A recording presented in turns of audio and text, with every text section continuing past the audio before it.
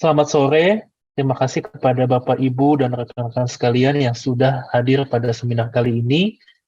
Kita hari ini bertemu di dalam monthly discussion on population dynamics, di mana hari ini adalah seminar bulanan seri pertama di tahun 2023. Hari ini kita akan membahas topik dekomposisi fertilitas yang akan dibawakan oleh Ibu Profesor Omas Bulan Samosir. Sebelum kita memulai pemaparan materi serta diskusi, pertama-tama kita akan mendengar sambutan dari Kepala Lembaga Demografi FEB UI. Kepada Bapak Abdillah Ahsan, kami persilahkan. Assalamualaikum warahmatullahi wabarakatuh. Selamat pagi, salam sejahtera untuk kita semua. Bismillah, alhamdulillah, puji Tuhan, kita diberikan kesehatan. Selamat datang pada acara monthly discussion on population dynamic yang pada kesempatan kali ini mengambil tema tentang dekomposisi fertilitas. Yang saya hormati Profesor Omas Bulan Samosir, narasumber utama kami dan peneliti senior di Lembaga Demografi. Kami mengucapkan selamat kepada Ibu Omas yang telah memperoleh gelar sebagai profesor, guru besar di Fakultas Ekonomi dan Bisnis Universitas Indonesia. Lembaga Demografi sangat bangga akan hal ini. Kemudian kepada para peserta, baik dari pemerintahan, sesama peneliti, akademisi, dan para mahasiswa, kami mengucapkan terima kasih atas kehadirannya. Saya kira dekomposisi fertilitas ini penting kalau kita melihat tren atau isu-isu yang terkait dengan jumlah penduduk. Kita melihat ada berita terbaru di Cina pada beberapa waktu lalu, pertama kali dalam sejarah jumlah penduduk di Cina menurun. Dan ini juga terjadi di beberapa negara lainnya. Jadi ada tren tingkat fertilitas sangat menurun, kemudian nanti pasti akan ada implikasi kepada performa ekonomi dan tingkat kesejahteraan yang lainnya.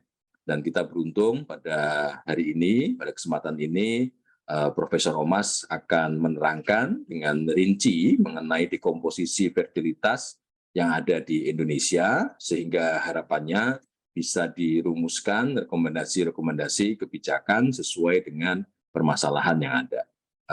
Demikian sambutan kami. Terima kasih. Selamat pagi. Salam sejahtera. Assalamualaikum warahmatullahi wabarakatuh. Terima kasih kepada Bapak Abdillah untuk sambutan yang diberikan. Dan saat ini langsung saja kita akan masuk dalam pemaparan materi mengenai dekomposisi fertilitas yang akan disampaikan oleh Ibu Profesor Omas Bulan Samosir. Pada Ibu Omas, kami mempersilahkan.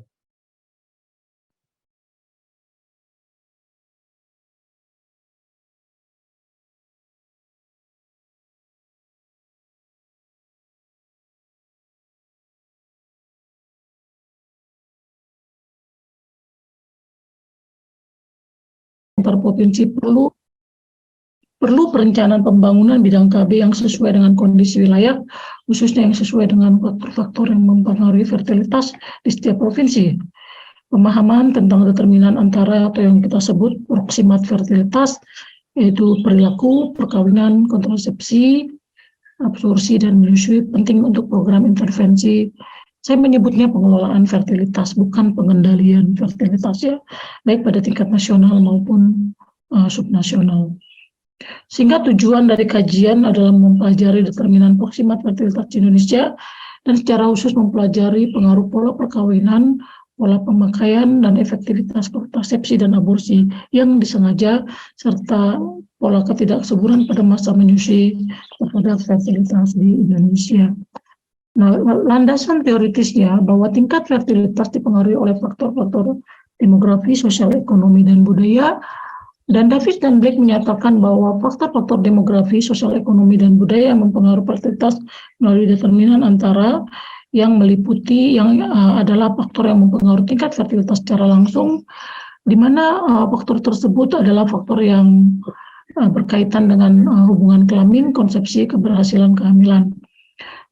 Dan untuk yang mempengaruhi keberhasilan kehamilan itu adalah kematian janin karena sebab yang tidak disengaja, dan kematian janin karena sebab yang disengaja. Jadi aborsi spontaneous abortion dan induced abortion. Lalu kemudian yang mempengaruhi kepaparan terhadap konsepsi meliputi fekunditas atau infekunditas yang tidak disengaja, penggunaan kontrasepsi, fekunditas atau infekunditas yang disengaja.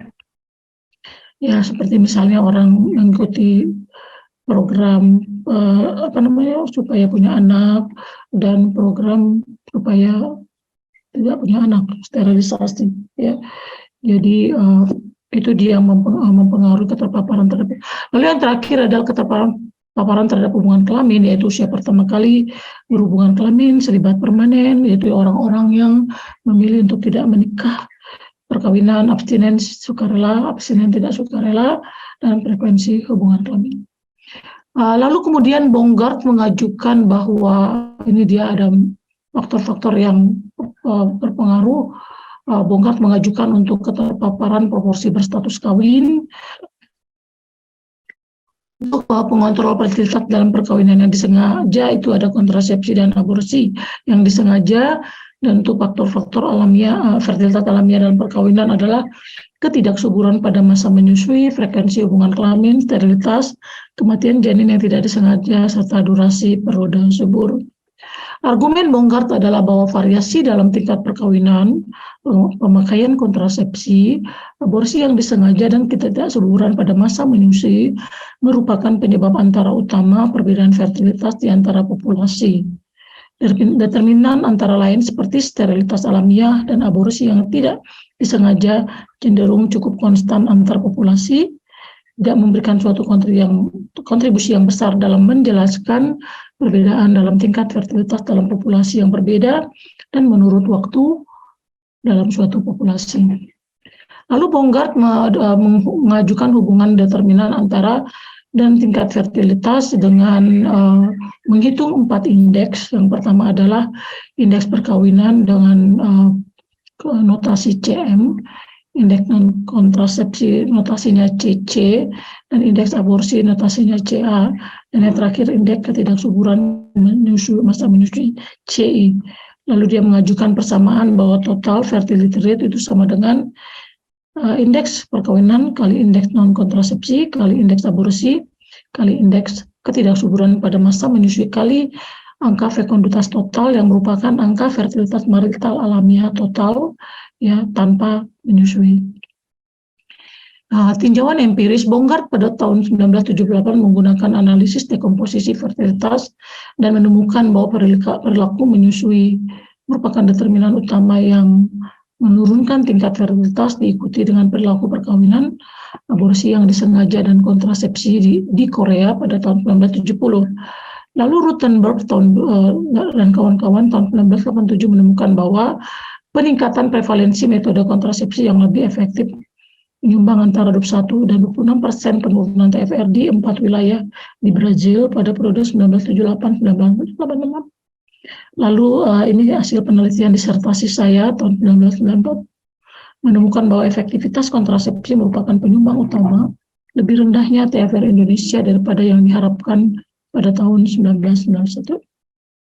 Metode yang digunakan pertama sumber data adalah SDKI 2017 dengan unit analisis Indonesia dan provinsi dengan variabel-variabel penelitian TFR, total marital fertility rate atau TFR dalam perkawinan, total natural marital fertility rate, lalu angka fekunditas total, indeks perkawinan, angka kegagalan kontrasepsi, angka efektivitas kontrasepsi, indeks non-kontrasepsi, indeks aborsi, median ketidaksuburan pada masa menyusui, dan indeks ketidaksuburan pada masa menyusui.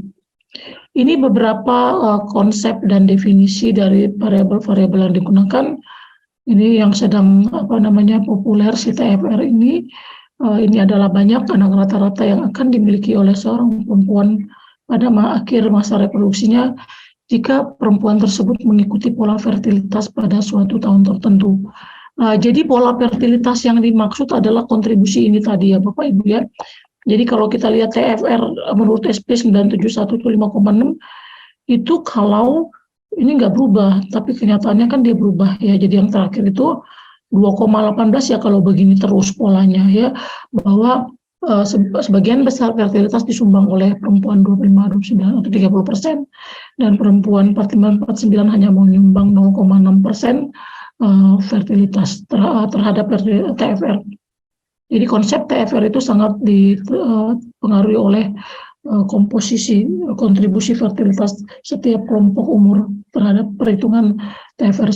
Jadi itu sebabnya dia disebut sebagai ukuran hipotetis ya. Lalu kemudian berikutnya ada total marital fertility rate. Ini TFR di dalam untuk perempuan yang kawin saja ya. Jadi nanti angkanya lebih tinggi karena pembagi untuk menghitung TFR itu adalah ketika menghitung SFR semua perempuan, tetapi ketika menghitung TMFR ini kita hanya ambil perempuan kawin. Lalu kemudian yang berikutnya total natural marital fertility rate.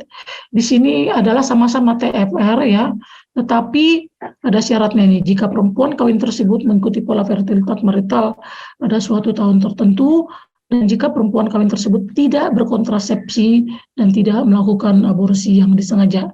Dan berikutnya total fecundity rate, itu adalah kita singkat TF ya, jadi dibedakan singkatannya dari TFR ya. Ini sama-sama TFR, tetapi ada syaratnya.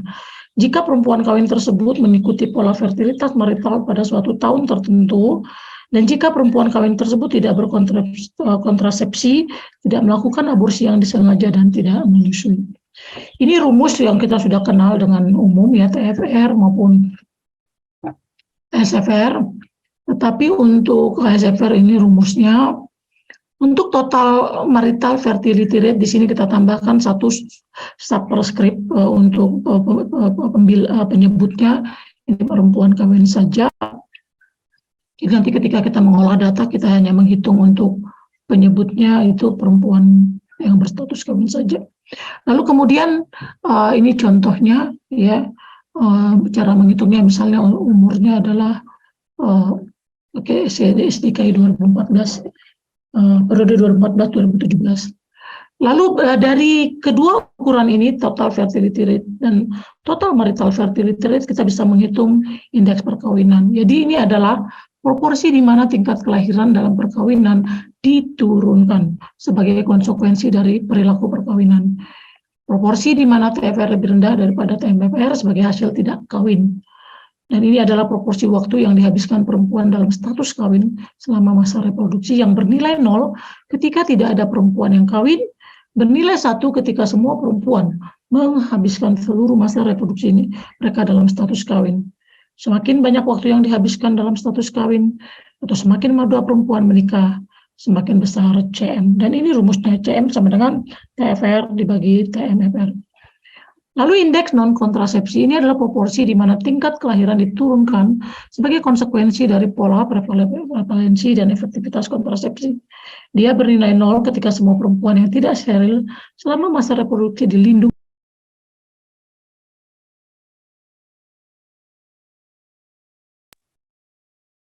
Saya muted. Oke. Alright. Bernilai 0 ketika semua perempuan yang tidak steril selama masa reproduksi dilindungi oleh kontrasepsi yang efektif 100% dan bernilai 1 ketika tidak ada perempuan yang berkontrasepsi.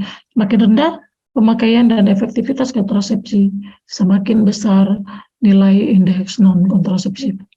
Dan ini rumus indeks non-kontrasepsinya, jika semua pasangan kawin yang ber-KB diasumsikan tidak steril, maka indeks kontrasepsi dapat diestimasi dengan menggunakan rumus CC sama dengan 1 kurang 1,18 kali U kali E, di mana U adalah proporsi rata-rata perempuan yang ber-KB, E adalah efektivitas kontrasepsi rata-rata. Dalam penelitian ini, U yang digunakan adalah angka prevalensi kontrasepsi pada periode 2014-2017 dan dihitung berdasarkan angka prevalensi kontrasepsi 2012 dan 2017. Jadi kita tidak menggunakan angka prevalensi kontrasepsi 2017. Lalu kegagalan dan efektivitas kontrasepsi, rumusnya F sama dengan C, F itu untuk failure, sama dengan C kali 100 kurang E efektivitas kontrasepsi, di mana F adalah angka kegagalan kontrasepsi bulanan, C probabilitas bulanan kontrasepsi tanpa konsepsi tanpa kontrasepsi, di mana Bongard dan Rodriguez tahun 90 mengajukan bahwa risiko konsumsi C ditentukan oleh faktor-faktor biologis intrinsik dan frekuensi hubungan kelamin. Mereka mengajukan bahwa nilai C itu adalah 0,10 dan 0,15 di kalangan pasangan usia subur yang berkontrasepsi. Dalam penelitian ini kita menggunakan C sama dengan 0,10. Lalu untuk menghitung angka kegagalan kontrasepsi yang merupakan persentase episode pemakaian kontrasepsi yang dihentikan dalam 12 bulan karena hamil pada saat pakai kontrasepsi pada perempuan usia 15-19 tahun yang mengalami suatu episode pemakaian kontrasepsi dalam 5 tahun sebelum survei tahunan, dan rumusnya ini untuk kebulanan. Untuk efektivitas kontrasepsi ini adalah tingkat di mana praktik kontrasepsi menurunkan kesuburan yang merupakan probabilitas bulanan bahwa seorang perempuan yang secara seksual subur dan tidak kontrasepsi akan hamil, dan angka aktivitas pemakaian kontrasepsi merupakan perlindungan dari kehamilan yang tidak diinginkan di bawah kondisi hidup yang nyata yang memungkinkan untuk ketidakhati-hatian dalam kesalahan pemakaian serta gagalan metode. Rumus dari angka efektivitas kontrasepsi adalah E sama dengan 100 kurang angka kegagalan sama angka aborsi. Untuk indeks aborsi ini adalah proporsi di mana tingkat kelahiran diturunkan sebagai konsekuensi dari praktik aborsi yang disengaja. Angka ini bernilai 0 ketika semua perempuan aborsi yang disengaja, dan bernilai 1 ketika tidak ada perempuan yang melakukan aborsi yang disengaja. Semakin besar proporsi perempuan yang aborsi, semakin kecil nilai. Dalam penelitian ini nilai CA diasumsikan 1 karena data aborsi yang disengaja tidak tersedia di Indonesia. Diasumsikan tidak ada perempuan yang melakukan aborsi yang disengaja. Dan ini adalah rumus dari total natural marital fertility rate yang merupakan hasil bagi dari TFR terhadap indeks perkawinan, indeks non-kontrasepsi, indeks aborsi, sehingga karena kita asumsikan indeks aborsi 1, maka nilainya sama dengan TFR dibagi CM kali CC. Untuk indeks ketidaksuburan pada masa menyusui, ini adalah proporsi di mana tingkat kelahiran diturunkan sebagai konsekuensi dari ketidaksuburan pada masa menyusui. Dia bernilai 0 ketika semua perempuan menyusui setelah melahirkan, dan bernilai 1 ketika tidak ada perempuan yang menyusui setelah melahirkan. Semakin besar proporsi perempuan yang tidak menyusui, semakin besar nilai CI. Dan rumusnya dihitung sebagai berikut: 20 dibagi 18,5 tambah I, di mana I adalah median ketidaksuburan pada masa menyusui. Median pada waktu di mana perempuan dianggap tidak terpapar terhadap kehamilan, baik karena masa amenoria atau absen dari hubungan kelamin setelah melahirkan. Perhitungan median ketidaksuburan pada masa menyusui dalam penelitian ini tersedia untuk perempuan yang memiliki kelahiran dalam 3 tahun sebelum survei untuk 23 provinsi. Dia tidak tersedia untuk 11 provinsi: Riau, Sumsel, Bengkulu, Yogyakarta, Bali, Kalbar, Kalteng, Kalsel, Sulut, Gorontalo, dan Papua Barat. Nilai rata-rata dari median ketidaksuburan pada masa menyusui berdasarkan hasil STKI 2002, 2003, 2007, dan 2012 digunakan sebagai median ketidaksuburan pada masa menyusui pada periode 2014-2017 untuk Riau sampai Gorontalo. Waktu itu Papua Barat belum terbit ya. Dan kemudian nilai dari rata-rata dari median ketidaksuburan pada masa menyusui berdasarkan hasil STKI 2007 dan 2012 digunakan sebagai median ketidaksuburan pada masa menyusui pada periode 2014-2017 untuk Papua Barat. Hasilnya ini adalah angka fertilitas total menurut STKI 2017 yang kita tahu untuk Indonesia 2,42, paling rendah di Bali 2,07, dan paling tinggi di Nusa Tenggara Timur 3,37. Lalu kemudian hasil perhitungan angka fertilitas marital total menurut provinsi itu adalah jadi kalau dalam menghitung untuk semua perempuan ini angkanya 2,42 untuk Indonesia, tapi kalau hanya dalam perkawinan itu 3,57 atau 3,6. Dan paling rendah di Jawa Timur 2,96. Jadi untuk perempuan yang kawin itu rata-rata punya anak 3 orang ya di Jawa Timur yang kawinnya. Lalu kalau Maluku tuh 5,2 anak per perempuan kawin, begitu ya. Berdasarkan TFR dan TMFR kita hitung indeks perkawinan ya. Jadi perkawinan Indonesia nilainya 0,68, rasio tadi ya TFR dibagi TMFR, Indonesia 0,68, paling rendah itu DKI Jakarta 0,52 dan paling tinggi itu Papua. Jadi pola perkawinan berkontribusi menurunkan tingkat fertilitas keseluruhan menjadi 68% dari tingkat fertilitas dalam perkawinan. Ya, jadi dikurangi sekitar 32% ya karena perilaku perkawinan. Dan pengurangan itu paling kuat itu di DKI Jakarta 0,52% dari TFR untuk semua perempuan. Sementara di Papua itu ya menurunkannya 23% saja. Nah, ini gambar dari indeks proporsi kawin dan angka fertilitas marital untuk provinsi di Indonesia, di mana ini garis ini menggambarkan garis TFR sama dengan 2, TFR sama dengan 3, dan untuk sumbu datarnya itu indeks perkawinan, sumbu tegaknya itu TMFR. Ya, jadi terlihat bahwa provinsi-provinsi dengan tingkat fertilitas yang lebih tinggi, di mana dia angkanya lebih tinggi menurut SDK 2017, itu memiliki proporsi kawin yang lebih tinggi. Artinya proporsi kawin lebih tinggi itu disebut 0,6, seperti contohnya Nusa Tenggara Timur dan Papua. Sementara ini DKI Jakarta dia TFR-nya lebih rendah, kurang dari 3, dia juga memiliki proporsi kawin yang lebih rendah, lebih kurang dari 0,6. Jadi ada 3 provinsi, Aceh, Kepri, dan DKI Jakarta. Lalu kemudian kita mencoba menghitung indeks non kontrasepsi menurut provinsi ya. Jadi pakai rumus yang tadi ini CC itu, kalau saya balik lagi ngitung CC tadi, ini rumusnya seperti ini. Jadi untuk mendapatkan indeks non kontrasepsi kita harus tahu dulu U-nya berapa, ya pakai indeks apa enggak. Lalu juga hitung efektivitas kontrasepsi, ya begitu ya. Jadi ngitungnya ini pakai metode live table. Saya ditolong oleh Laura untuk menghitung ini, ya, karena dia pakai metode live table, ya. Oke.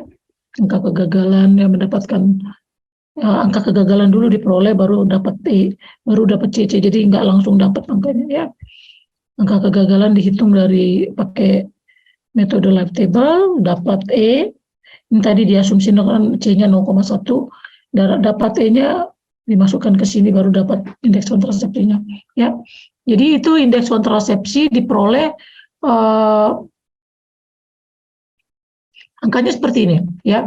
Indonesia 0,33 dan paling rendah di DI Yogyakarta, 0,21 paling tinggi di Papua.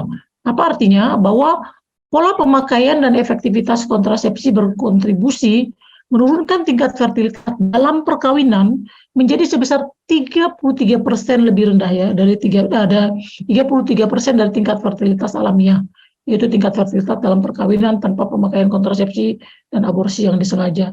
Nah, kekuatan menurunkannya itu bervariasi antar provinsi. Paling kuat itu di Yogyakarta 0,21 dan paling rendah di Papua. Dia tetap kuat juga 0,65, tapi dia ya paling rendah angkanya. Nah, kalau saja perempuan Indonesia tidak berkontrasepsi, semua kawin itu nanti hasilnya menghasilkan angka fertilitas marital alamiah total yang angkanya 11, ya. Jadi andai Bu Omas nggak berkontrasepsi selama dari umur 15 sampai 49 tuh Bu Omas tuh udah kawin umur 15 gitu, ya. Ya sampai sekarang saya punya anak 11, ya, secara rata-rata orang Indonesia, ya. Tapi karena ada perilaku pengontrol perkawinan, pengontrol kontrasepsi, ya, saya end up dengan punya anak cuma menurut SDKI 2017 2,4 gitu, ya, TFR kita. Nah, yang uniknya adalah Yogyakarta itu yang paling tinggi 16,5 dan Papua itu angkanya 6,6, ya. Jadi andai orang Jogja itu semua tidak KB, udah kawin umur 15, langsung terus bereproduksi semasa usia reproduksi itu. Orang Jogja itu sebenarnya secara rata-rata akan punya anak 16,5. Bukan kayak sekarang di bawah 2. Ya, oke. Tadi kalau kita lihat TFR-nya Jogja itu adalah menurut SDKI itu 2,19, ya. Jadi betapa powerful akibat dari perilaku kontrasepsi dan perkawinan itu. Lalu kemudian ini gambar yang menghubungkan antara indeks non kontrasepsi dengan angka fertilitas marital alamiah total. Jadi gambar ini menunjukkan kalau kita buat kurva untuk total marital fertility rate sama dengan 2, untuk TMFR sama dengan 3 dan TMFR sama dengan 4. Dan terlihat bahwa provinsi-provinsi dengan tingkat fertilitas marital yang lebih rendah, artinya TMFR-nya lebih 4 seperti Jogja ya, dia memiliki efektivitas kontrasepsi yang lebih tinggi, yaitu efektivitas kontrasepsi lebih tinggi itu artinya indeks kontrasepsi lebih rendah, kurang dari 0,3 ini di garis 0,3 ini ya di Jogja gitu ya contohnya. Lalu kemudian ada juga Kalimantan Tengah, beberapa provinsi di sini ya, dan Kepulauan Babel. Sementara provinsi-provinsi dengan tingkat fertilitas marital yang lebih tinggi, artinya total marital fertility rate-nya lebih besar dari 4, secara khusus memiliki efektivitas kontrasepsi yang lebih rendah atau dengan indeks kontrasepsi lebih besar 0,5. Contohnya Papua Barat dan Papua. Nah, selanjutnya kami menghitung indeks ketidaksuburan pada masa menyusui menurut provinsi. Di sini saya dan Ola ya. Pakai rumus yang tadi ini, ya rumusnya ada di sini. CI sama dengan 20 dibagi. Jadi dengan menggunakan data median ketidaksuburan, artinya rata-rata menyusui, itu kami dapat angkanya ini. Jadi Indonesia 0,88 paling rendah di Nusa Tenggara Timur dan paling pendek di Sulawesi Tengah. Ini menunjukkan perilaku menyusui Bapak Ibu sekalian ya. Jadi pola ketidaksuburan pada masa menyusui berkontribusi menurunkan tingkat fertilitas alamiah TNFR menjadi sebesar 88% dari tingkat fekunditas dalam perkawinan, yaitu tingkat fertilitas dalam perkawinan tanpa pemakaian kontrasepsi dan aborsi yang disengaja dan menyusui. Ya, jadi terlihat di sini orang NTT, orang NTB itu menyusuinya itu secara rata-rata lebih panjang daripada orang Sulawesi Tengah, Sulawesi Utara, yang di atas itu Bali, Jambi. Mereka kalau indeks menyusui ketidaksuburannya lebih tinggi itu artinya median menyusuinya lebih pendek. Selanjutnya ini angka fekunditas total, saya sudah memasukkan indeks ketidaksuburan pada masa menyusui. Jadi angkanya untuk Indonesia 12,4 angka fekunditas totalnya. Jadi kalau perempuan Indonesia langsung nikah umur 15, terus bereproduksi selama masa usia reproduksinya, lalu kemudian tidak KB, tidak pernah aborsi, dan terus menyusuinya, pola menyusuinya seperti itu, punya anaknya 12 sebenarnya ya, seperti ibu saya, anaknya 12. Ya, begitu. Dan saya nomor 10. Ya, oke. Nah, di Papua itu angkanya paling rendah, cuma 7,7, dan di Yogyakarta ini 19,2. Nah, ini hubungan indeks ketidaksuburan dan tingkat angka fekunditas total. Ini kita pilih untuk total natural marital fertility rate untuk yang sama dengan 6 paling rendah, dengan 8, 10, 12, 14 kita bikin sebanyak 5 kurva gitu ya. Dan kita temukan contohnya Jogja di sini merupakan provinsi dengan tingkat fertilitas alamiah yang lebih tinggi, di atas 14, karena dia memiliki median ketidaksuburan pada masa menyusui yang lebih pendek. Sementara di sini Nusa Tenggara Timur, ini angkanya di sini ya, dia memiliki tingkat fertilitas alami yang lebih rendah, kurang dari 12, karena dia memiliki median ketidaksuburan pada masa menyusui yang lebih panjang, yang dicirikan oleh indeks ketidaksuburan pada masa menyusuinya kurang dari 0,8. Nah, analisis dekomposisi fertilitas ya dari persamaan 1, ini persamaan 1 ya, jadi TFR itu sama dengan indeks perkawinan dikalikan total marital fertility rate, total marital fertility rate itu indeks non kontrasepsi dikalikan total marital fertility rate dan seterusnya begitu ya. Dan hasil ketemuan kita di sini indeks perkawinannya 0,68, indeks non kontrasepsinya 0,33, kalau kita gabung jadi 0,22. Sementara indeks ketidaksuburan pada menyusuinya 0,88, kalau saya kalikan dengan 0,22 jadi 0,20 ya. Jadi ini penjelasannya, pola perkawinan berkontribusi menurunkan tingkat fertilitas keseluruhan menjadi 68% dari tingkat fertilitas dalam perkawinan. Sementara itu pola pemakaian dan efektivitas, jadi bukan hanya pemakaian KB ya, tapi juga harus efektif ya, berkontribusi menurunkan tingkat fertilitas dalam perkawinan menjadi sebesar 33% dari tingkat fertilitas alamiah. Dari persamaan 4, pola ketidaksuburan pada masa menyusui berkontribusi menurunkan tingkat fertilitas alamiah menjadi sebesar 88% dari tingkat fekunditas. Dan ini kalau kita gabungkan perkawinan dan non-kontrasepsi menurunkan 22%, dan kalau kita gabungkan ketiganya, perkawinan, non-kontrasepsi, dan ketidaksuburan itu menjadi 20% lebih rendah. Ya. Nah, jadi ini pengaruh secara bersama-sama dari pola perkawinan serta pemakaian dan efektivitas kontrasepsi terhadap tingkat fertilitas alamiah ya. Jadi kalau Indonesia tadi 0,22, kalau secara menurut provinsi paling rendah di DKI Yogyakarta 0,13, paling tinggi di Papua 0,5 ya. Sementara kalau ini kita gabungkan dengan indeks ketidaksuburan pada menyusui, Indonesia 0,20, paling rendah Jogja 0,11 dan paling tinggi Papua 0,43. Nah, ini adalah perbandingan antara SDKI 91, saya ambil dari disertasi saya, dan juga dari SDKI 2017. Jadi pengaruh perilaku perkawinan itu berkurang. Ya, kalau tadi dia powernya tuh menurunkan menjadi 6,63% dari TFR, total marital fertility sekarang menjadi 0,68, jadi naik. Ya. Sementara untuk kontrasepsi dia turun secara nyata 0,48 menjadi 0,33, dan untuk menyusui itu naik ya, angka indeksnya, kekuatan menurunkannya itu berkurang. Ya, jadi itu temuannya perbandingan, dan berdasarkan hasil SDKI 2091 kita bisa menghitung berapa kelahiran tercegah begitu ya. Jadi kalau kita kurangkan TFR dengan TFR, itu pola perkawinan menghasilkan kelahiran tercegah sebanyak 1,77 kelahiran per perempuan. Sedangkan kalau kita gabungkan dengan pemakaian dan efektivitas kontrasepsi, kekuatan penurunannya menjadi 5,19 kelahiran yang dicegah begitu ya. Dan kalau kita gabung total fecundity kita kurangkan dengan total natural marital fertility rate, itu dia mencegah kelahiran sebanyak 2,98 kelahiran per perempuan kawin ya. Lalu kemudian untuk SDKI 2017 itu kita lihat kalau tadi menurunkan di SDKI 97 itu 1,77, sekarang cuma 1,11. Untuk kontrasepsi tadinya kelahiran tercegahnya 5,19 kelahiran per perempuan kawin, sekarang menjadi 7,32, dan sementara itu perilaku menyusui tadinya tercegahnya 2,98, sekarang menjadi 1,47 kelahiran per perempuan kawin. Jadi artinya perilaku kontrasepsi masih memegang peranan penting untuk pengelolaan fertilitas di Indonesia.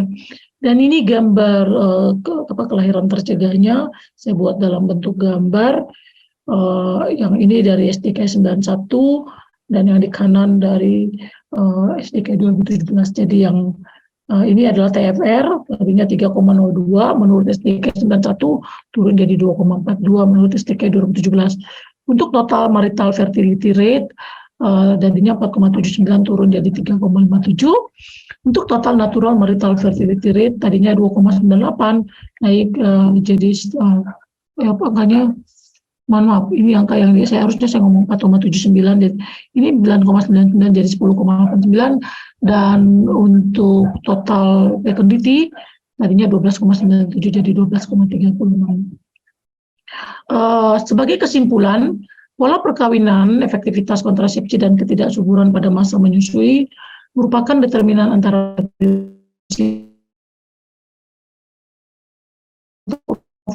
Indonesia adalah pemakaian dan efektivitas kontrasepsi. Kekuatan pengaruh membatasi fertilitas atau fertility inhibiting effect-nya itu bervariasi menurut provinsi. Pola perkawinan paling kuat di DKI Jakarta ya, sebagai ibu kota negara di mana perempuan lebih cenderung bekerja, berpartisipasi dalam pendidikan dan sebagainya. Lalu untuk pola pemakaian dan efektivitas kontrasepsi itu paling kuat pengaruhnya di Yogyakarta. Ini provinsi yang harus kita jaga supaya jangan punah begitu ya, karena efeknya meluncur terus turun ke bawah ya. Oke.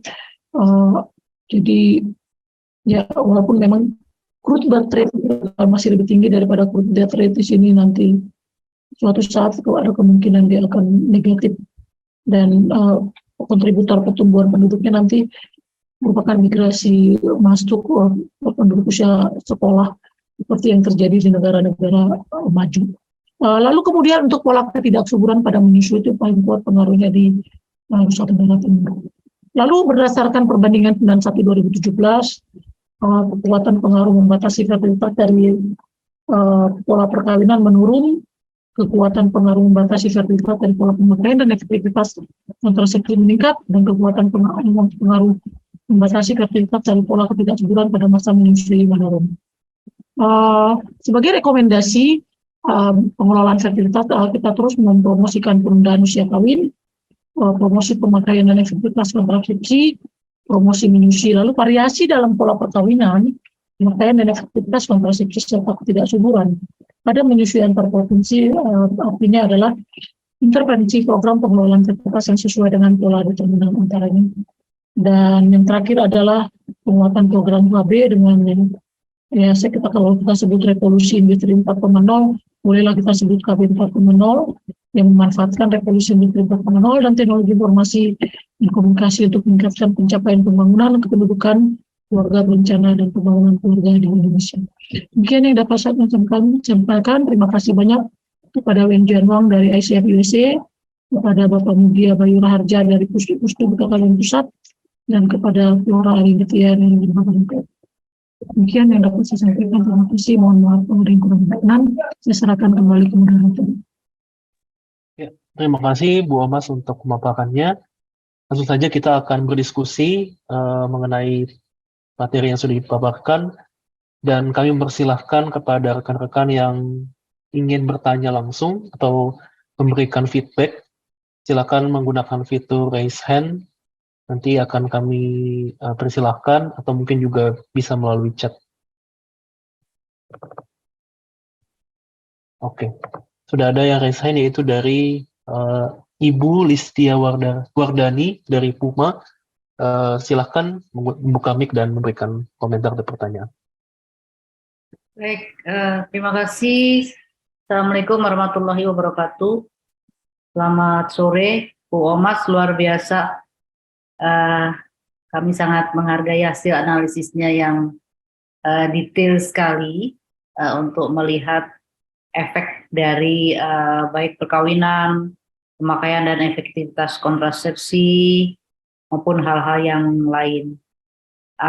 Tentunya kami juga sebagai pelaksana program, Bu, di BKKBN ya, kita itu kan mempromosikan penggunaan kontrasepsi di seluruh wilayah di Indonesia. Tapi manakala tadi melihat dari yang Ibu sampaikan bahwa ada faktor ketidaksuburan di situ, mungkin kebijakan kita juga harus lebih detail lagi ya. Terutama tadi kalau tidak salah saya tangkap, di Indonesia Timur itu angka ketidaksuburannya tinggi, katakanlah demikian, sehingga mungkin dampak penggunaan kontrasepsinya juga menjadi tidak terlalu sekuat daerah istimewa Yogyakarta gitu ya, dalam mengatur fertilitas dalam hal ini, karena kita kan tujuannya program keluarga berencana adalah mengatur kelahiran gitu ya, bukan dalam hal ini kan TFR yang dihitung, meskipun kami juga tentunya ada aspek lain dari TFR, yaitu jarak kelahiran dan yang lain-lain. Dari aspek kesehatan reproduksi itu nanti mungkin ini dari TFR-nya. Ini kenapa? Karena kebetulan secara programatis memang untuk daerah timur seperti di Papua dan Papua Barat, memang penolakan terhadap program KB penggunaan kontrasepsi ini cukup kuat, katakanlah demikian ya. Jadi kita juga kurang fair lah, katakanlah kalau kita terlalu dalam tanda petik memaksakan KB di sana gitu ya. Oleh karena itu memang kita tekanannya kepada bagaimana meningkatkan kualitas di sana. Pengaturan yang mungkin dari segi jumlah tidak apa-apa, katakanlah dalam tanda petik tidak apa-apa 3 atau 4 anak, tapi jaraknya yang dalam hal ini lebih diperbaiki supaya lahir anak-anak yang sehat.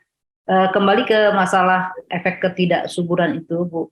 Kira-kira bagaimana, Bu, ya, kebijakan atau secara operasional yang seharusnya kami lakukan di BKKBN agar setiap provinsi itu perlakuannya dalam tanda petik beda-beda. Karena di sana pun value of children-nya juga lain-lain gitu. Jadi kita ingin bahwa ini kita sesuaikan juga dengan hak gitu ya, hak seseorang untuk punya anak, mengatur jarak kelahiran dan yang lain-lain, sehingga kita lebih wise, lebih bijak dalam menetapkan program. Mungkin itu dulu, Bu Omas. Terima kasih atas kesempatan yang diberikan. Ya, terima kasih. Mungkin bisa langsung dijawab oleh Ibu Omas. Ya, baik. Terima kasih banyak, Bu. Selamat Bu Dani ya, panggilannya. Senang ketemu Ibu lagi, walaupun secara online ya, Bu ya. Terima kasih. Yang penting sehat semua, Bu ya. Amin ya. Jadi gini, Bu, memang mengenai ketidaksuburan ini kan diukurnya dari median menyusui begitu ya.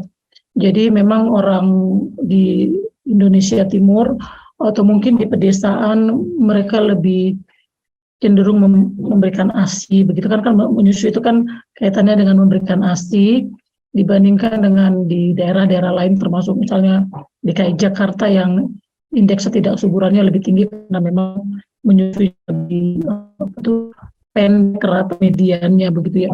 Jadi memang ya segala usaha sepertinya udah dilakukan ya Bu. Saya kalau ke kantor BKKBN Pusat seneng lihat promosi ASI, penundaan usia perkawinan, KB ya tidak mungkin ketinggalan lah ya. Ya jadi poin saya adalah kita revitalisasi, kita perkuat, apalagi ibu-ibu sekarang kan istilahnya lebih paham gitu ya, apa yang baik buat anaknya gitu ya, memberikan ASI sampai rela peres-peres ditampung di botol susu, lalu diukur-ukur itu sebenarnya banyak Bu. Mesin pompa.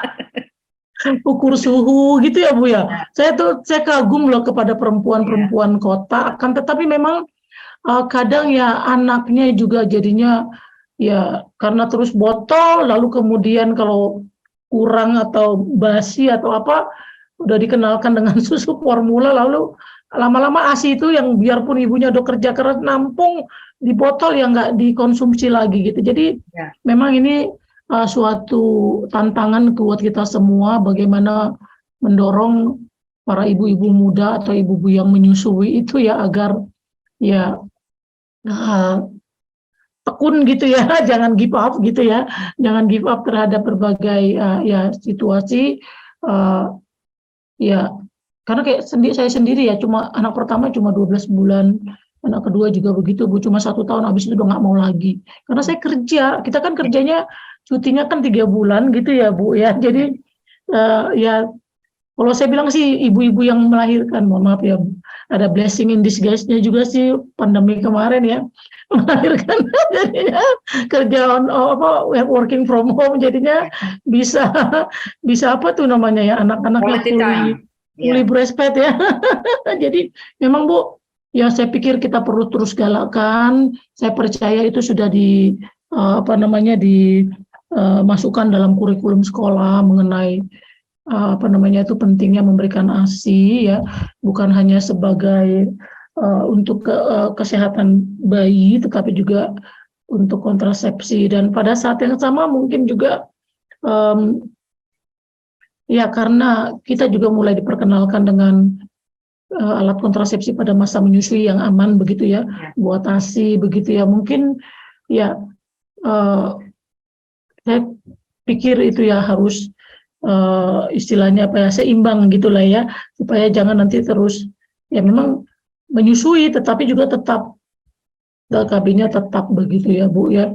Jadi kurikulum sekolah memanfaatkan teknologi digital seperti sekarang ya. Jadi saya bolak-balik ini dapat promosi tentang barang gitu ya. Tapi kita berharap juga nanti seperti kemarin waktu pandemi mau ada pemilu, kita kan dari Kominfo itu kan dapat WA gitu ya. Jadi maksudnya ya Telkomsel atau apa dideketin juga gitu ya supaya mungkin sudah dilakukan, mungkin diperkuat. Jadi Dan itu mungkin kita perhatikan dengan situasi masing-masing provinsi ya Bu ya, karena juga ada provinsi yang harus dicegah penurunan kelahirannya seperti Yogyakarta begitu ya Bu ya. Jadi ya artinya tidak ada satu rumus untuk semua begitu ya, tetapi ya rumusnya disesuaikan dengan situasi masing-masing. Begitu yang bisa saya jawab Bu. Terima kasih Bu Mas, sukses, sehat Bu, sehat sukses Ibu, terima kasih. Terima kasih. Baik, terima kasih untuk Ibu Dwi pertanyaannya. Lalu yang berikutnya saya persilakan kepada Ibu Fatona dari BKKBN. Ya, baik, terima kasih Mas Bonar, Bu Omas, congratulations. Panggilannya Lukas, Mbak Toni. Pada akhirnya hasil ini bisa juga kita ini kembali ya, angkat kembali. Dan yang pertama mungkin apresiasi, lalu yang kedua Bu Omas. Ya. Saya ingin di awal menyampaikan ini karena apa? Karena ternyata kami di BKKBN saat ini sangat membutuhkan analisa untuk dekomposisi fertilitas untuk data yang terbaru. Memang kita tidak memiliki SDKI tahun 2022 kemarin karena seyogyanya dilakukan oleh teman-teman di BRIN, tetapi karena satu dan lain hal diundur dan baru akan dilaksanakan tahun 2023. Tetapi mungkin ada cara lain Bu Omas, kita memiliki data pendataan keluarga yang saat ini juga dipergunakan oleh teman-teman di BKKBN untuk menghitung TFR ya, begitu. Jadi mudah-mudahan ini juga bisa dijadikan paling tidak ya, walaupun tidak semua indikator dalam proximate determinant itu ada di dalam pendataan keluarga, tetapi mungkin kita bisa mengambil apa ya yang tersedikitnya gitu ya, tapi yang the bestnya lah gitu, sehingga bisa memberi pemahaman kepada kami terhadap fenomena yang terjadi saat ini terhadap program keluarga berencana di Indonesia. Mungkin Bu Omas juga sudah mendapat kabar dari kanan kiri bahwa memang fertilitas turun, pemakaian kontrasepsi naik sedikit di atas 60% gitu ya. Tetapi sayangnya unmet need-nya juga ikut naik Bu Omas. Dan naiknya itu membuat kita ya berdecak luar biasa, terkejutnya gitu ya. Dan ini mungkin perlu satu kajian yang menurut saya harus ada kajian yang memang bisa menunjukkan kenapa fenomena ini terjadi di Indonesia. Itu umumnya dulu. Kemudian secara teknis yang agak khusus Bu Omas, mungkin saya lihat ke APK dulu ya. Angka pemakaian atau angka prevalensi kontrasepsi tadi yang dipakai gitu. Apakah kalau kita mengatakan APK itu termasuk di dalamnya adalah kontrasepsi yang tradisional? Artinya kita all method ataukah ini hanya modern method? Karena ini angka yang sangat berarti di Indonesia. Angka tradisional method itu besar di daerah-daerah timur Indonesia, seperti di NTT itu banyak juga yang menggunakan metode kontrasepsi tradisional, apalagi Papua begitu ya. Dan tadi kaitannya pasti dengan tabel-tabel berikut ketika kita berbicara tentang infekunditas, ya, ketidaksuburan dan juga pola menyusui gitu. Ini banyak kaitannya. Lalu yang teknis yang kedua adalah ini mungkin yang selalu kita pertanyakan ya, tapi saya belum tahu nih tadi indeks aborsi yang digunakan Bu Omas ini angkanya dari mana gitu, karena kan sampai saat ini di Indonesia pasti kita sulit ya, pasti kita sulit mendapatkan angka aborsi, lalu kita dari mana mendapatkan semacam proksi untuk mengukur indeks aborsi tersebut. Kemudian yang ketiga, hal teknis yang ketiga adalah untuk indeks non kontrasepsi tadi atau CC tadi ya. Di sana kan kalau kode U-nya itu adalah user ya, artinya pemakai, proporsi rata-rata wanita yang kemudian pakai KB gitu ya tadi ya. Nah, di sana yang digunakan kata wanita itu apakah married women atau all women? Lalu yang di ujungnya pakai KB-nya itu juga sama pertanyaan saya tadi, apakah ini all method atau dia hanya modern methodnya? Nah itu, kemudian yang terakhir tadi kalau kita perhatikan kondisi Jogja yang ada di gambar 6 maupun di gambar 7 tadi, ketika di gambar 6 dia untuk saya lupa tadi tentang apa gitu, tapi DIY itu yang terendah, tapi yang di gambar 7 itu dia menjadi yang tertinggi karena pengaruh penggunaan alat kontrasepsi. Nah, kaitannya dengan dua gambar ini Bu Omas, artinya kalau kita melihat kondisi Jogja dengan TFR yang sudah begitu rendah dan kemudian kontrasepsi adalah merupakan faktor yang sangat dominan di Jogja gitu. Kita kira-kira arahnya ini apakah misalnya Jogja itu kemudian kita lepas, tidak perlu terlalu hati-hati dengan pemakaian kontrasepsi atau gimana gitu. Walaupun di satu sisi tadi kelihatan ya Jogja kalau nggak pakai kontrasepsi itu tertinggi malah 16 kelahiran gitu ya kalau dibiarkan lepas gitu ya, yang saya lihat naturalnya adalah seperti itu. Nah, ini mungkin juga akan tersambung dengan apa yang disampaikan oleh Bu Dani di awal tadi, bahwa kami membutuhkan di BKKBN ini membutuhkan masukan untuk membuat satu kebijakan agar tidak terjadi kebijakan yang sama rata sama rasa tentang TFR, ya. Tetapi tentu kami membutuhkan kajian-kajian yang ilmiah, dan teman-teman di tempat Bu Omas di LD ini rupanya juga tentu bisa kami harapkan untuk bisa membantu kami. Terima kasih Bu Omas dan sekali lagi selamat. Ya, makasih. Terima kasih. Pada Bu Omas dipersilakan untuk merespon. Baik, terima kasih Pak Moderator. Pak Lukas panggilannya Mbak Toni. Oke Pak Lukas ya, bukan Pak Bonar ya. Iya nggak apa-apa Ibu. Nanti lebih ngetop nama Bonar sih sebenarnya. Iya. Terima kasih banyak Mbak Toni. Selamat bertemu kembali. Iya. Sahabatku. Besti, ya.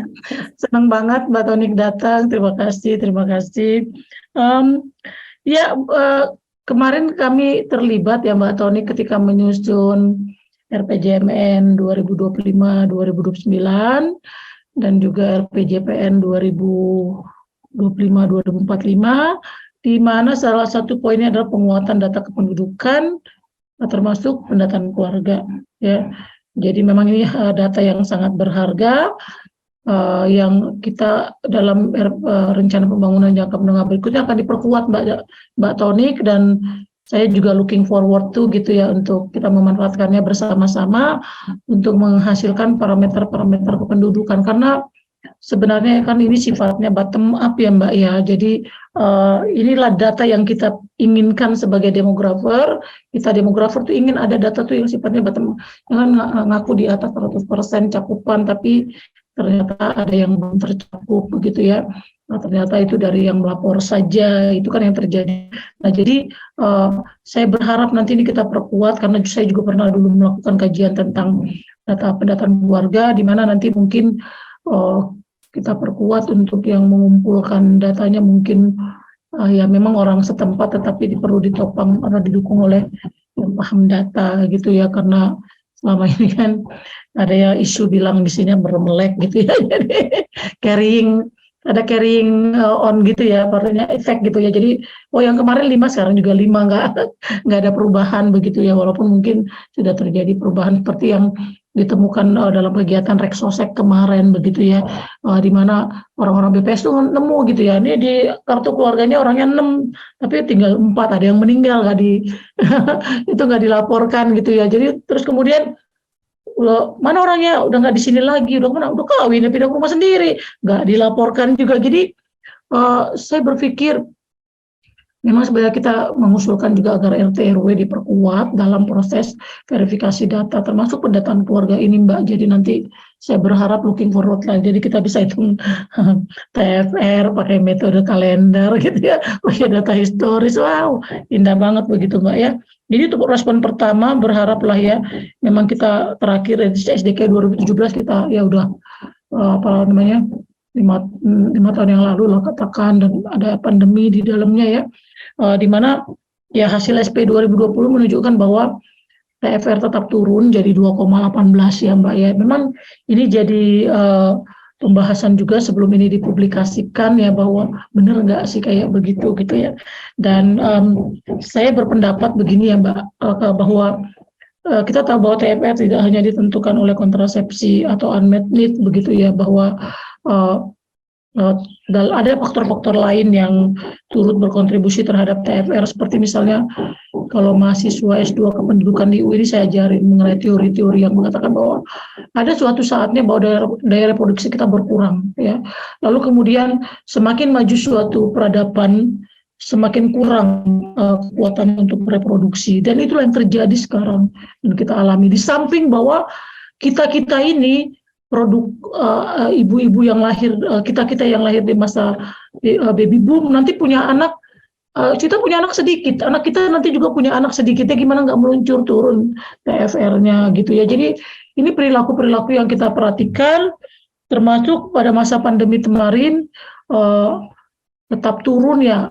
Ya teori mengatakan bahwa ketika ada rasa takut, ada rasa ya kita kan semua takut waktu pandemi itu ya, takut keluar ya, takut kesenggol orang gitu ya, kesenggol orang langsung semprot-semprot gitu ya. Jadi itu rupanya semua menurunkan daya reproduksi. Jadi itu argumen yang diberikan bahwa memang unmet need meningkat Mbak ya, tapi orang dengan cepat mempunyai coping mechanism gitu ya, supaya kehamilan yang tidak diinginkan tidak terjadi ya. Jadi cuma saya masih tetap berpikir mungkin akan terjadi baby boomletnya nanti Mbak. Kesupat 2025 kan di depan mata nih, 2 tahun lagi ya, ada baby boomlet Mbak ya. Orang tahan nggak punya anak pada periode itu ya, tapi nanti during long form SP 2022 ya kan, 2020 kan dilakukannya 2022 ke 2025 nih mungkin akan terjadi sedikit boomlet gitu ya, 2,18 naik menjadi 2,2 something gitu, yang menurut saya itu it's good begitu ya Mbak, karena kita perlu menjaga TFR supaya jangan sampai dia meluncur turun, dan kita perlu memutuskan berapa sih TFR yang itu untuk Indonesia begitu ya. Saya pernah menyampaikan hal itu kepada Kepala BKKBN, Dr. Hasto yang ngomongnya ya, Bapak Dr. Hasto ya. Jadi bahwa kita perlu menghitung itu Mbak. Jadi dalam jangka panjang kita perlu pertumbuhan penduduk, artinya perlu TFR di atas 2,1 begitu ya. Karena kalau 2,1 terus itu ya lama-lama nanti turun. Yang terjadi kan begitu ya, kayak Cina, kayak Jepang udah duluan gitu ya. Termasuk untuk Jogja tadi Mbak. Jadi artinya bukan berarti kita nggak perlu KB, orang dilepas gitu ya, dilepas saja, enggak, tetap aja orang kan ada yang memerlukan Mbak ya. Jadi bukan berarti udah kayak BKKBN di Yogyakarta ditutup saja gitu. Oke, nggak ada BKKBN di Jakarta, tetap perlu karena generasi penerus kita ini kan kalau ditanya mau punya anak berapa? 2. Mau punya anak berapa? 2. Udah itu jawabannya Mbak. Nggak ada lagi yang jawab, oh saya pengen punya anak 6, walaupun mamanya bilang kamu nanti kalau punya anak 4 ya gitu ya. Jadi tetap aja anaknya bilang enggak, saya 2 gitu. Apalagi kayak Bali ya Mbak ya. Bali itu kan udah mulai sadar bahwa mereka perlu anak 4. Kenapa? Nanti ada yang hilang nggak punya anak. Kan Bali itu punya anak namanya nomor 1 sih nggak punya anak nama Made ya kalau nggak salah ya. Lama-lama Made itu atau Nyoman atau apa sih anak keempat di Bali itu, ada yang orang Bali nggak sih ya, nggak ada lagi gitu. Jadi udah mulai ada kesadaran seperti itu dari gubernurnya ya. Tetap perlu KB di Bali, saya bilang, supaya tetap ada orang yang ingin punya anak 2. Mungkin ada yang menganjurkan kepala daerahnya mau menganjurkan punya anak 4 ya, tapi ya tetap aja ada yang pengen punya 2 gitu Mbak. Jadi kita tetap memenuhi demand terhadap layanan keluarga berencana dari kelompok-kelompok yang menginginkan anaknya 2. Jadi terus kemudian mengenai tadi pertanyaan tentang apakah termasuk kontrasepsi tradisional, saya kurang tahu. Ada Mbak Flora di sini. Flora, ada Flora nggak di ruangan Lukas? Kalau dia ngitung soalnya waktu itu ya. Jadi kita ngitungnya kayak yang dihasilkan SDKI 2017 Mbak Tony. Nanti lagi ya, apakah itu masuk udah tradisional ya Mbak? Oke, baik. Karena jadi itu ada 2 sih di SDKI, kita memang punya juga traditional method sama modern method. Jadi mungkin ada ya dilengkapi saja. Kalau kita pakai modern berarti nanti kita masukkan itu sebagai modern method. Baik, ini catatan yang baik. Terima kasih banyak Mbak. Lalu indeks aborsi Mbak, tadi kita putuskan dapat 1 nilainya Mbak, karena memang kita asumsikan di Indonesia itu karena kita nggak punya data aborsi yang disengaja, sementara kita asumsikan 1 aja nilai indeksnya. Jadi makanya tadi dalam rumus kita pakai angka 1. Saya pikir semoga saya sudah menjawab semua. Berarti pakai asumsi ya? Asumsi. Iya harus Mbak. Ya. Harus ya. Ini udah semua ya Mbak Toni. Satu lagi mungkin yang wanita tadi, proporsi wanita rata-rata wanita yang pakai EKB, wanitanya tadi married women atau all women? Di Itu semua, semua. All women ya. All women. Oke, Ya. baik. Ya. Baik. Ya. Baik, terima kasih. Terima kasih Prof. Omas, Mas Lukas. Terima kasih Mbak Toni, semangat. Terima kasih Ibu. Terima kasih pertanyaannya. Dan mungkin terakhir, pada Pak Dibyo dipersilakan untuk menyampaikan komentar dan pertanyaan. Terima kasih. Assalamualaikum warahmatullahi wabarakatuh. Waalaikumsalam. Selamat sore. Terima kasih Prof. Omas ini sudah memberikan pembelajaran yang luar biasa. Dan selamat untuk Prof ini. Wah, lama Puji Tuhan, terima belum makan kasih. siang, belum makan bersama ini. Selamat, saya juga belum masih selamat. Iya. Makasih Bu selamat Dani, ini. makasih Bu Dani. Dan ini pertemuan nih setelah dulu pertemuan terakhir Prof. Omas membuat nangis disertasi S3 itu, habis itu kita nggak pernah ketemu lagi. Iya. Nah, kita harus ketemu nih Pak Dibyo. Bikin acara IPADI kita Pak Dibyo. Iya. Baik, ini saya sangat seperti yang sebelumnya Bu Dani dan Bu Toni, memang ini menjadi penting sekali ya untuk mengingatkan kembali kita bagaimana berbagai komponen, ada beberapa komponen yang sangat berpengaruh terhadap fertilitas kita di Indonesia. Dan mungkin komponen... Maaf Pak Dibyo, saya mohon izin, saya pindah gadget karena baterai laptop saya low. Saya live dulu ya, boleh ya? Oh, ini saya live dulu. Saya tanya ini, Prof. Omas langsung mati. meninggalkan saya nih. Izin 1, 2, 3. Ini kalau pakai bahasa kontrasepsi, withdrawal ini. Withdrawal. Terputus di tengah jalan. Ini kan ini jadi indeks kepuasan menurun ini. Itu metode tradisional loh. Metode tradisional ini.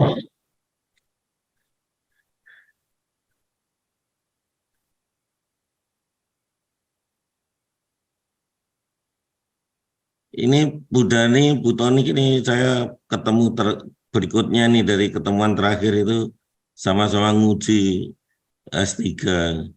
Dari uji itu nangis mahasiswinya itu.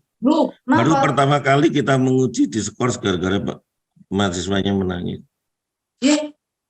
Karena ditanya Bu Omas nggak bisa jawab. Bu Omas nggak ada. Bu Omas belum masuk. Mungkin ini masih muda ya.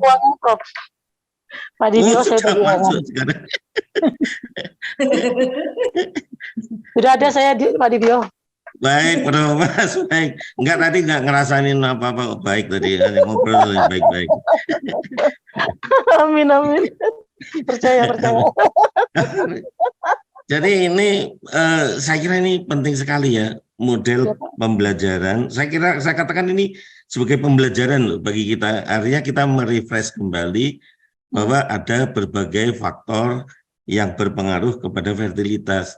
Jadi jangan selalu kita berasumsi kadang-kadang karena kita bekerja di BKBN selalu kontrasepsi terus yang selalu berpengaruh. Karena faktor yang bermain itu nanti bisa berubah-ubah tergantung pada wilayah yang bersangkutan, di mana faktor proximate itu yang terkuat sebetulnya ya, itu juga menjadi penting. Kemudian yang kedua, dari kontrasepsi itu sendiri tadi, apakah memasukkan tradisional atau tidak, itu juga penting juga.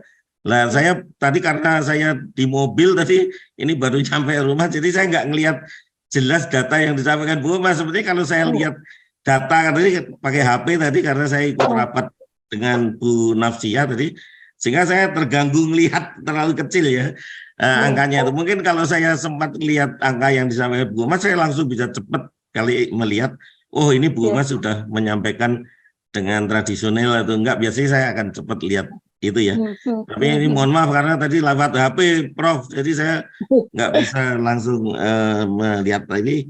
Ini menjadi penting karena proksi itu bisa berubah kalau misalnya ditambah misalnya dengan tradisional atau tidak, itu nanti bisa berubah karena efektivitas kontrasepsi kan menjadi berubah. Ini jadi menjadi penting. Makanya kadang-kadang bagi kawan-kawan, kalau toh MCPR itu stagnan, tetapi dengan perubahan mix kontrasepsi yang lebih baik, kalau kita lihat perhitungan Prof. Omas tadi, itu bisa menghasilkan persentase yang bisa lebih baik daripada MCPR-nya tinggi, tapi mix kontrasepsinya tidak bagus, artinya efektivitasnya tidak bagus, itu bisa tidak memberikan dampak yang baik bagi penurunan fertilitas. Itu juga menjadi pelajaran yang penting saya kira. Saya bukan mungkin tidak terlalu banyak bertanya, tapi malah senang kali membantu ini biar apa itu, karena saking senengnya tadi lagi. Hanya yang mendidik saya itu pada waktu memasukkan kontrasepsi, Prof. Omas itu aborsinya dimasukkan ke mana tadi anunya? Waktu menghitung dari TMFR, kemudian kan memasukkan indeks marriage ya, kemudian menjadi TFR, kemudian memasukkan indeks kontrasepsi untuk menjadi total fecundity. Nah, pada waktu menjadi total fecundity itu TFR-nya itu kontrasepsinya dimasukkan aborsi juga berarti ya? Ya, diasumsikan satu Pak Adibio. Berarti dianggap tidak ada aborsi ya? Betul, karena datanya enggak. Jadi kalau satu itu butonik artinya tidak ada aborsi. Padahal kan mungkin di berbagai tempat kan ada aborsi ya. Ini yang juga tadi saya sampaikan itu asumsi kan, karena asumsi. Jadi memang harus ada artinya bahwa tidak ada aborsi di Indonesia. Oleh Prof. Omas dikasih satu, sehingga tadi dari TFR menjadi total fecundity itu dengan anggapan memang meneglect aborsi kira-kira gitu. Jadi hanya kontrasepsi saja yang bermain. Kira-kira itu. Nah, itu pertanyaannya. Mungkin gini, Prof. Omas ini yang menarik juga, yang sering disampaikan ke kawan-kawan itu kan selalu bilang ada berbagai variabel yang tidak langsung. Seperti contoh, kan ibu-ibu itu sekolahnya makin tinggi, ibu-ibu masuk dunia kerja gitu. Kan mereka lupa ya, Prof. ya, bahwa kalau toh dia bekerja, sekolahnya makin tinggi, itu kan pasti melalui proximate determinan gitu. Ya betul. Nah mungkin ini saya kira kami minta tolong itu Prof. Omas ikut ini mengkampanyekan itu loh, bahwa walaupun ada variabel-variabel tidak langsung yang memperkuat penurunan fertilitas, tapi mereka harus melewati 4 proximate determinan itu, sehingga nanti 4 proximate determinan itu bisa berubah-ubah karena ada perubahan tadi, ada yang bekerja, kemudian mungkin delay marriage, ada yang bekerja, mungkin kemudian delay first birth-nya itu dan sebagainya, ada dan seterusnya. Nah itu yang kita inginkan sebetulnya nanti Prof. Omas ini ya bantu kita itu ikut berteriak-teriak kira-kira gitu ya. Kalau profesor yang ngomong kan pasti langsung percaya, tapi kalau saya ngomong itu dikira wah ini pensiunan nih, kurang kerjaan gitu. Misalnya gitu. Padahal kan kita anunya sama. Nah, mungkin berikutnya nih Prof. Jadi tolong juga ikut bantu. Saya setuju cenderung seperti Prof. Omas untuk TFR itu dipertahankan jangan di bawah 2,1. Karena kemarin kan ada isu terus, ada dorongan dari beberapa pakar. Udah dilepas saja mau TFR berapa saja gitu, sehingga waktu di Batam itu saya bertemu dengan BPS seluruh Indonesia, saya yang bertahan bahwa TFR itu jangan diturunkan 2,1. Saya mohon BPS menghitung salah satu alternatif kalau ada proyeksi 2,1 itu harus di-hold, karena itu adalah itu rumus yang disebut penduduk tumbuh simbang. Dalam jangka panjang replacement level itu harus di-hold dulu gitu ya. Jadi di-hold dulu sampai batas tertentu. Nah itu waktu di Batam itu waktu itu dihadiri seluruh BPS seluruh Indonesia ya, kira-kira sebulan atau 2 bulan yang lalu. Nah itu saya sampaikan di forum itu, nampaknya kemarin pada waktu presentasi long form itu kemudian di-hold sama BPS ya. Jadi 2,1 itu ditahan. Nah ini saya kira menarik. Apalagi Pak Jokowi kemarin menyampaikan di BKBN, dia worry Pak Jokowi itu kalau penduduk Indonesia kekurangan tenaga kerja dan menurun. Saya menangkap begitu kemarin itu. Sehingga TFR yang disampaikan Pak Hasto 2,1 itu dimaknai Pak Jokowi itu pertumbuhan penduduk. Wah, saya senang nih masih 2,1 itu. Padahal yang 2,1 itu maksudnya Pak Hasto itu TFR-nya. Tapi saya nada kalau diputar ulang itu Pak Jokowi itu pertumbuhan penduduknya gitu ya. Nah, ini juga harus diluruskan bahwa 2,1 itu bukan pertumbuhan penduduk, tapi TFR. Nah, itu saya kira itu saya sekali lagi saya nggak komentar, itu sudah luar biasa, bagus sekali. Nanti mungkin kalau ada data yang baru ini juga penting ya.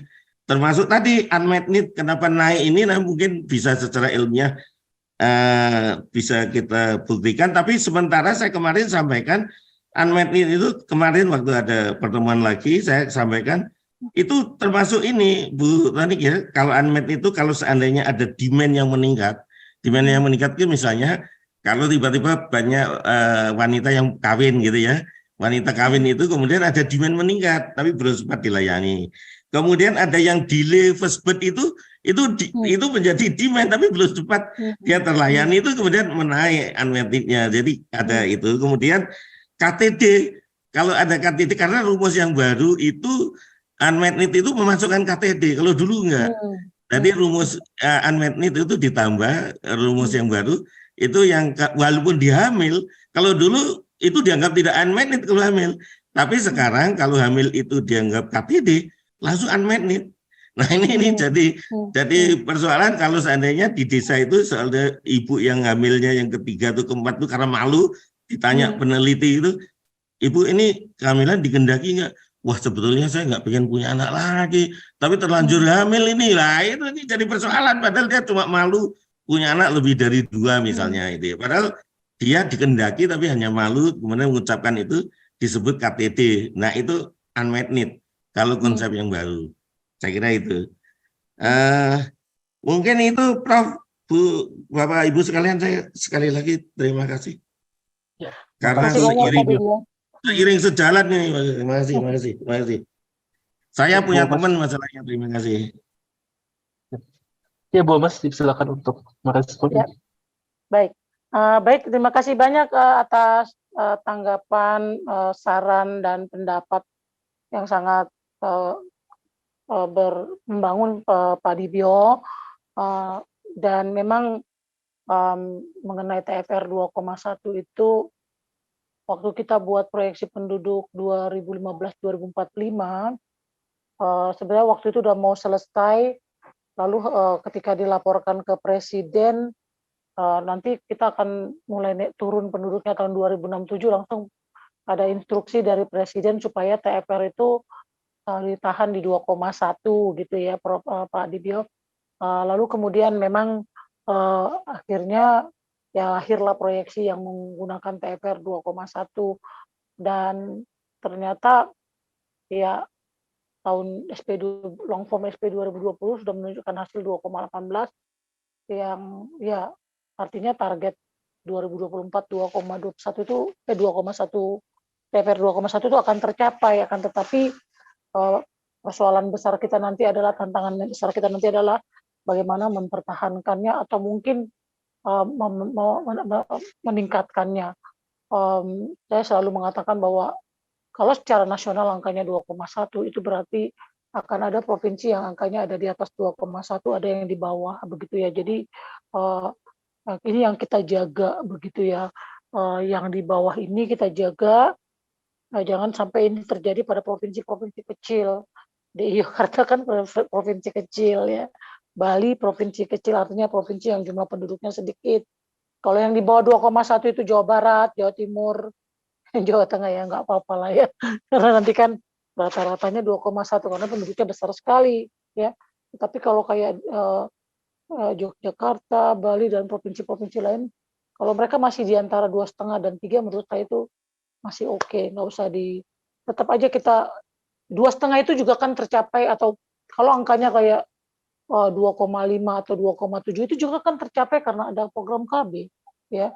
Jadi artinya itu kalau kita pertahankan ya program KB-nya tetap ongoing begitu Pak Dibio, menurut pendapat saya.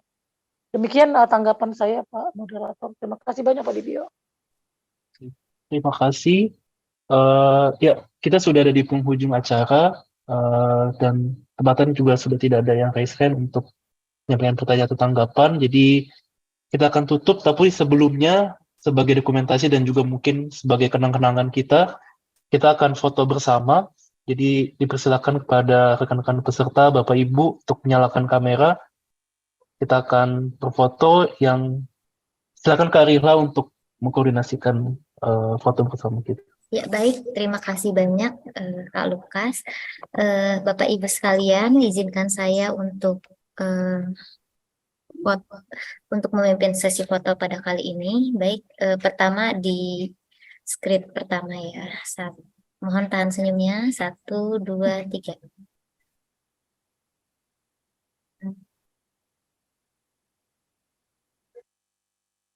Baik, untuk untuk layar kedua.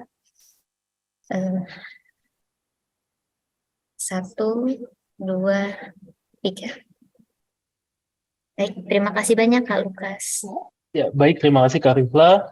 Kembali kami sampaikan terima kasih banyak kepada Ibu Profesor Umas Seblan Samosir yang telah menyampaikan materi dan juga memberikan kita banyak insights tentang dekomposisi fertilitas.